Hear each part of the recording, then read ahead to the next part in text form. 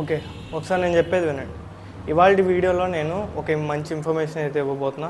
Cut and diet plans గురించి. Cut బేసికల్గా మనం ఎందుకు చేస్తాం?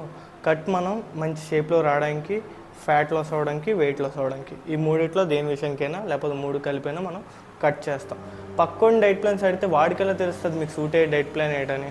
మీ డైజెస్టివ్ సిస్టమ్ ఎలా ఉంటుందో వాడికేం తెలుస్తుంది. ఓకే, ఎప్పుడైనా డైట్ ప్లాన్స్ మనం ఓన్గానే క్రియేట్ చేసుకోవాలి. నేను ఒక ఎగ్జాంపుల్ చెప్తా విను.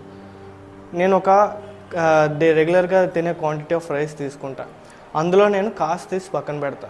ఇప్పుడు మన దగ్గర కాస్త రైస్ ఉంటుంది. ఆ కాస్త రైస్ మన స్టమక్ ఫుల్ఫిల్ అవ్వాలంటే ఇంట్లో చేసి ఏదో ఒక వెజిటేబుల్ కర్రీ అయితే పెట్టుకుంటాం. అండ్ నేను ఒక ఎగ్ కానీ, పన్నీర్ కానీ, చికెన్ కానీ ఏదో ఒక ప్రోటీన్ సోర్స్ అయితే పెట్టుకుంటా.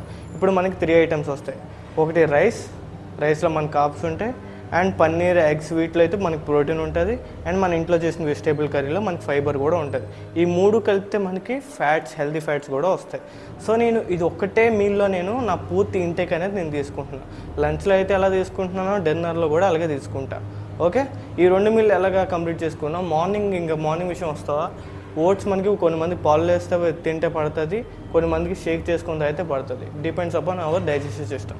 ఓకే, ఏదైనా సరే మన డైట్ ప్లాన్స్ మనమే ఓన్గా క్రియేట్ చేసుకోవాలి. పక్కోడిని సో కాల్డ్ ఇన్ఫ్లుయెన్సర్ని మనం వాళ్ళు ఇచ్చే డైట్ని మనం ఫాలో అవుతే మనకు అస్సలు దొబ్బదు.